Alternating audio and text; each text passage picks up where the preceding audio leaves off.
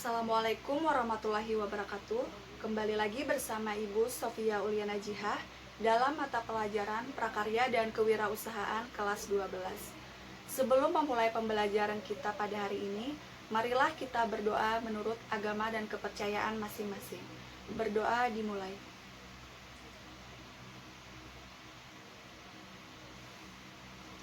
Berdoa selesai.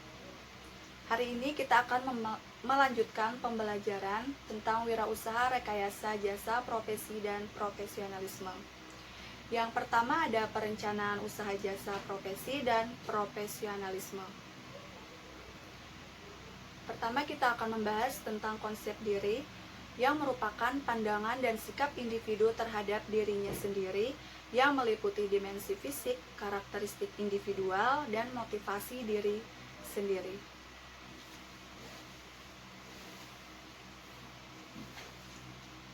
Selanjutnya ada perencanaan usaha jasa yang diawali dengan membangun visi dan menetapkan cita-cita setelah mengenali potensi atau kekuatan dirinya, lalu mengarahkan dan berupaya mengembangkan potensi-potensi tersebut.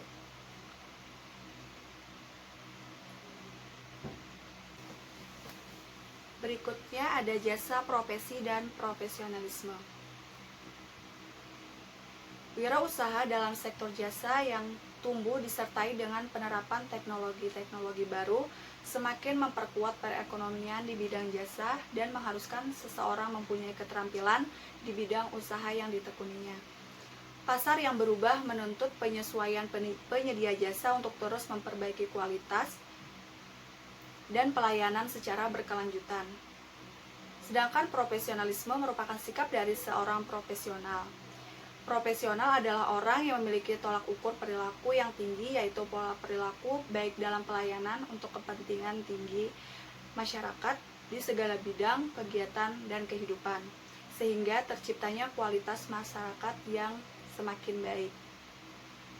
Jadi, pada sekarang kita dihadapi dengan teknologi-teknologi baru yang menuntut kita untuk berlaku profesional dan semakin profesional terhadap kualitas pelayanan kita.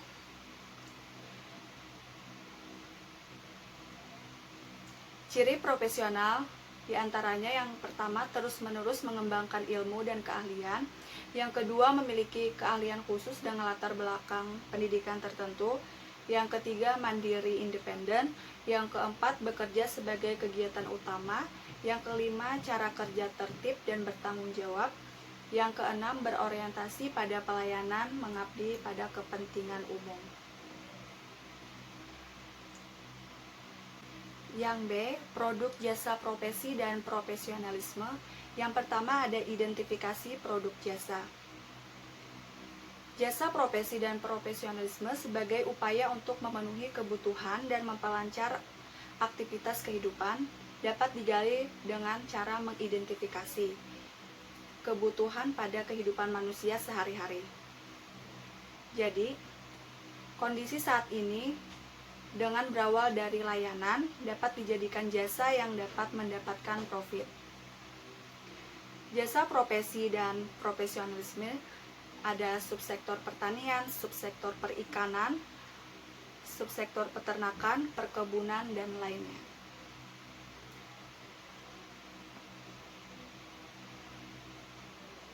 Usaha produk jasa harus mempertimbangkan permintaan, selera, dan keinginan konsumen terhadap jasa yang kita tawarkan. Oleh karena itu, produk jasa harus selalu melakukan inovasi terhadap jenis jasa yang benar-benar dibutuhkan konsumen pada saat ini. Ragam lain dari jasa profesi yang dapat kita jumpai dalam kehidupan sehari-hari adalah penyedia menu makanan bagi usia balita, dilengkapi dengan informasi gizi, dengan kreatif dibentuk beraneka macam boneka atau bunga atau kartun yang menjadi kesukaan anak usia balita. Kunci dari keberhasilan usaha jasa adalah terus-menerus melakukan inovasi dan belajar untuk menyempurnakan kompetensi dalam menjalankan usaha yang sedang ditekuni dan menjadi pilihan untuk benar-benar bertindak secara profesional. Usaha jasa diawali dengan berusaha mendapatkan informasi dari kebutuhan dan harapan dari pelanggan, sehingga mendapatkan informasi yang tepat, akurat, dan bermanfaat untuk masyarakat. Yang pertama, bisa melalui segmentasi pelanggan. Kita harus tahu segmentasi pelanggan atau sesuatu yang dibutuhkan pelanggan. Lalu yang kedua, mendengarkan suara pelanggan per segmen. Dan yang ketiga, membuat produk jasa sesuai harapan pelanggan. Sebelum membuat produk jasa, kita harus mengenal apa yang dibutuhkan pelanggan, dan kita harus bisa membuat produk sesuai dengan harapan pelanggan tersebut. Pertimbangan yang perlu diperhatikan juga adalah diantaranya peluang yang ada, perkembangan ekonomi, teknologi dalam era global, sistem segmentasi yang dilakukan pesaing kita, dan profitabilitas setiap pelanggan atau komunitas, kekinian faktor demografi dan perubahan perilaku pada pelanggan. Yang kedua ada sistem produk si usaha jasa. Yang pertama ada ide dan peluang usaha jasa, profesi dan profesionalisme. Ide dan peluang usaha jasa profesi dibangun melalui kreativitas dan inovasi pelaku industri. Jadi, kita diharuskan untuk mengembangkan kreativitas dan inovasi bagi pelaku usaha. Perkembangan industri kreatif dapat membawa arena baru untuk terus meningkatkan kreativitas kita bagi sumber daya manusia yang ada. Kreativitas manusia sebagai sumber daya ekonomi yang memiliki nilai dan manfaat yang tinggi untuk meningkatkan perekonomian di Indonesia pada saat ini. Pada digital teknologi kreatif, kita mempelajari tentang education, games, musik, software, animation, sosial media. Jadi kekuatan industri kreatif saat ini berbasis dengan teknologi digital tersebut. Industri kreatif pada bidang pendidikan dikembangkan antara lain sebagai sistem informasi aplikasi pendidikan, media pembelajaran interaktif, promosi produk, pariwisata, dan budaya. Sedangkan pada games, di Indonesia ini dibilang masih cukup mudah untuk ditangani oleh developer game yang memiliki kualitas tinggi dan semangat yang kuat.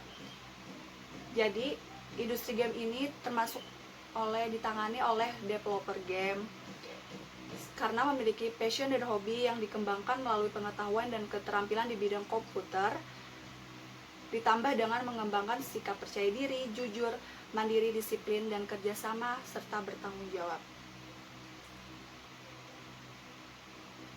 Industri kreatif digital dalam pengembangan konten animasi merupakan salah satu peluang pasar juga dalam berbagai sektor.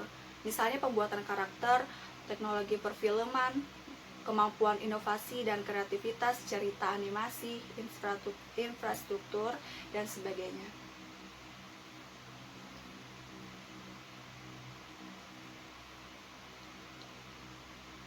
Yang B, ada sumber daya yang dibutuhkan dalam usaha jasa profesi dan profesionalisme.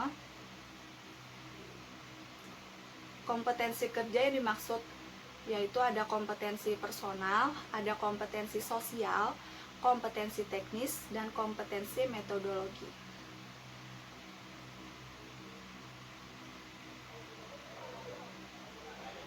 Keterampilan bekerja yang dikembangkan oleh seorang profesional harus meliputi yang pertama ada komunikasi, yang kedua ada teamwork, yang ketiga ada problem solving, yang keempat inisiatif dan enterprise, yang kelima self management, yang keenam ada belajar, dan yang ketujuh tentunya teknologi. Yang C ada potensi produk jasa di daerah. Potensi produk yang terus bertambah, di mana banyak membutuhkan layanan jasa untuk memenuhi kebutuhan. Jadi, semakin banyak penduduk yang bertambah, maka kebutuhan layanan jasa juga akan semakin bertambah untuk memenuhi kebutuhan pelanggan. Pada saat ini, beragam jasa profesi yang diperoleh melalui pendidikan nonformal. Banyak sekali kita jumpai di masyarakat dan masih dapat dikembangkan untuk jasa profesi lainnya. Dan jasa profesi yang kita kembangkan juga harus tergantung wilayah setempat, di mana masyarakat harus tahu dan kita harus tahu yang dibutuhkan layanan jasa bagi masyarakat tersebut. Misalnya wilayah industri, sebagian besar waktu pekerja digunakan di industri. Misalnya jasa penitipan anak, jasa pengantaran barang, jasa pencucian kendaraan, pencucian helm, dan pembuatan batako.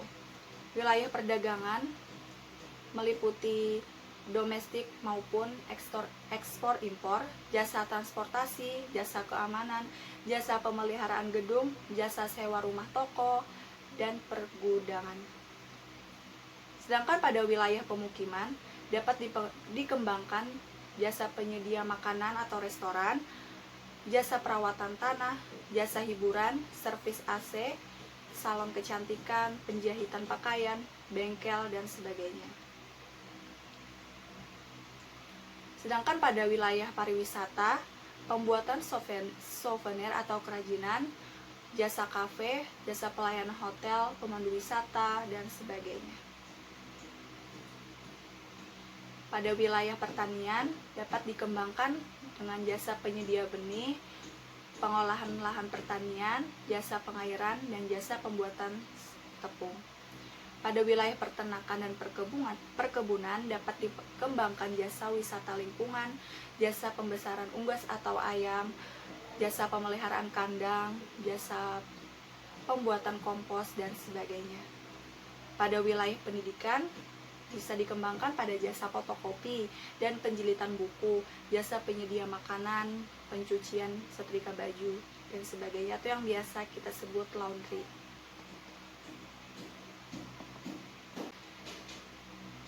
Selanjutnya ada D, proses produksi. Pada pembahasan sebelumnya kita sudah membahas aneka jasa profesi yang memiliki kompetensi dan kode etik yang dikembangkan oleh proses pendidikan maupun pelatihan profesi, baik formal maupun non-formal, sampai mendapatkan lisensi atau diakui oleh lembaga atau organisasi terkait untuk secara mandiri, independen untuk menjalankan profesinya.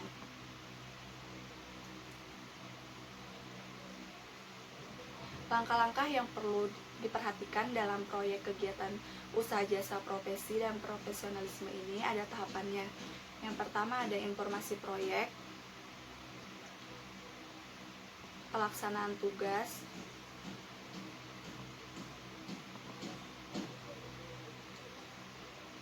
nama produk, pendidikan dan pekerjaan, pengorganisasian,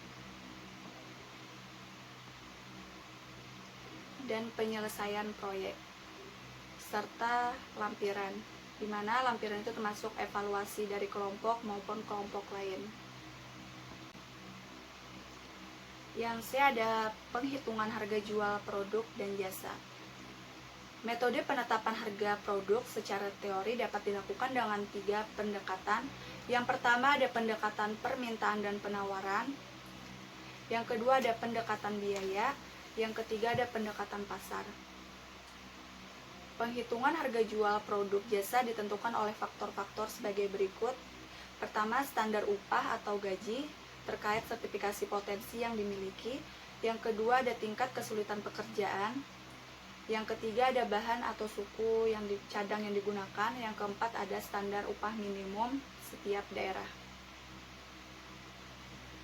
Selanjutnya ada media promosi produk, jasa profesi, dan profesionalisme. Pertama kita akan membahas tentang media promosi. Promosi adalah suatu kegiatan komunikasi di bidang pemasaran yang dilaksanakan oleh produsen kepada konsumen untuk menyebarkan informasi, mempengaruhi dan mengingatkan pasar sasaran atas produk yang ditawarkan guna mendorong konsumen untuk melakukan pembelian ulang atau mencoba produk baru tersebut. Tujuan dari promosi ini adalah meningkatkan permintaan dari konsumen, kinerja dari perusahaan, dan mendukung serta mengkoordinasikan kegiatan personal selling maupun iklan. Macam-macam media promosi. Strategi promosi melalui online dapat dilakukan beberapa cara. Yang pertama ada lewat website, yaitu bisa menjadi cara promosi berbasis komunitas yang dibangun melalui gambar bergerak maupun tidak bergerak. Yang B ada berbagi gambar melalui Pinterest. Yang ketiga ada aktif di medsos, misalnya postingan foto, kutipan jejak pendapat yang berhubungan dengan bisnis dan secara bertahap dapat mendorong produk yang akan dipromosikan.